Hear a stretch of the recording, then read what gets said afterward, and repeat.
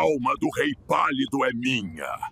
Agora vou levar ele para o seu lugar devido. Olá! Hoje a gente vai fazer uma coisa um pouco diferente. Uma espécie de análise moral forense. Vamos pegar uma das figuras mais complexas e controversas dos games, o Rei Pálido de Hallownest, e submetê-lo a um dos sistemas de justiça mais rigorosos já criados, o Inferno de Dante Alighieri. Essa frase, sem custo grande demais, ela praticamente define o rei, não é? É o mantra dele, a justificativa para tudo que ele fez. Para quem o defende, é a marca de um governante pragmático, que fez o que era preciso para salvar o reino, mas para quem o acusa, bom, para esses, é a confissão de um monstro. E é essa a pergunta que vai guiar toda a nossa análise. Quando a conta finalmente chega, não numa planilha política, mas num registro eterno, onde é que o Rei Pálido se encaixa? Nossa descida começa agora. Vamos pensar nisso como um julgamento, de verdade. As evidências são os acontecimentos de Hallownest. O tribunal é a própria geografia moral do inferno. E o réu? Bem, o réu é o próprio rei. Olha, só para deixar bem claro, isso aqui é um exercício de imaginação, tá? Uma simulação intelectual. A gente não está aqui para dar um julgamento divino. Nós vamos tratar o Rei Pálido como ele se portava, um ser racional, com intelecto e livre-arbítrio. E vamos aplicar as leis de Dante às ações dele que a gente conhece. As partes estão definidas. De um lado, um monarca que sacrificou absolutamente tudo pelo seu reino. Do outro, uma estrutura de justiça que não pune só as ações, mas também as intenções e principalmente a traição por trás delas. A primeira coisa que a gente precisa fazer é descobrir onde o rei não se encaixa. E olha, nossa descida pelos primeiros círculos do inferno de Dante vai ser bem rápida e por um motivo muito específico. Pensa assim, os círculos de 2 a 5 punem pecados como a luxúria, a gula, a avareza, a ira. São crimes, digamos, da carne, do temperamento. Acontecem quando a vontade é dominada pelo desejo ou pela raiva. São pecados de falta de controle.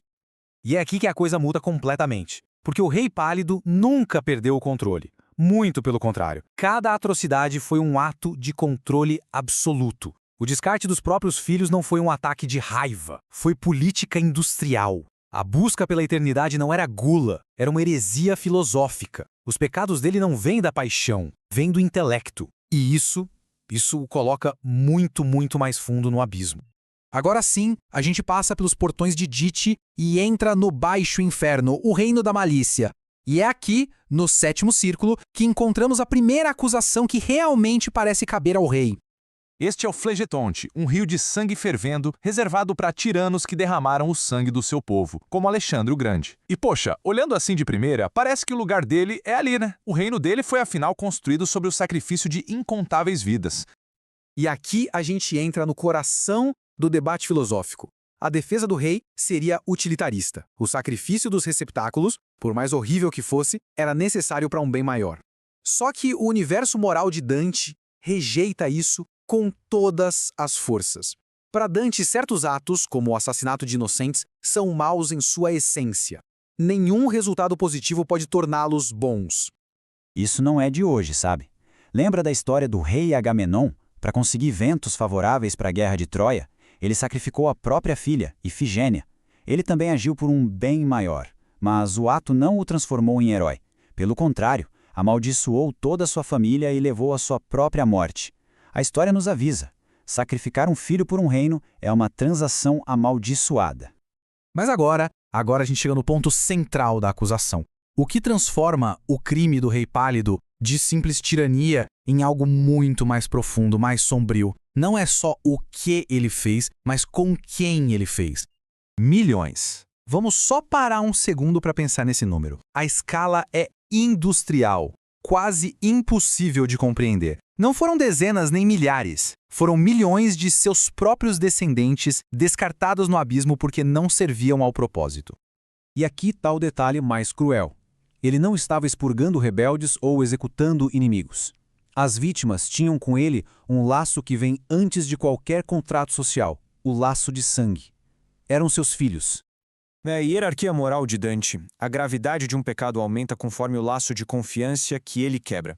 E não existe laço mais fundamental, mais sagrado na lei da natureza do que o de um pai para com seu filho. Isso já não é mais violência, é traição. E a traição tem um lugar especial, bem no fundo do inferno. E assim, a gente chega no fundo do poço, o lago congelado de Cocyto. Este é o epicentro do mal no universo de Dante, reservado para o maior de todos os pecados, a traição. E mesmo aqui, existem níveis. O nono círculo tem suas próprias divisões, suas zonas. Antênora pune os traidores da pátria. Já Caína, batizada em homenagem ao primeiro fratricida, Caim, pune os traidores da própria família. O rei pálido é os dois. Ele traiu seu reino ao falhar em salvá-lo e traiu seus filhos ao matá-los. Então, onde ele fica? O veredito é Caína. E o motivo é fundamental, tanto na lei natural quanto na teologia. A relação pai-filho é primordial. Ela vem antes de tudo. Antes de ser um rei, ele era um pai. Ao descartar seus filhos, ele não agiu como um rei punindo súditos, mas como um pai destruindo sua própria prole. A violação do laço de sangue é a traição mais profunda que existe. No inferno de Dante, a punição não é aleatória. Existe uma lei, o contrapasso. A punição é um reflexo poético do pecado. E para um pecador tão único e complexo como o Rei Pálido, sua punição tem que ser igualmente específica e terrivelmente irônica.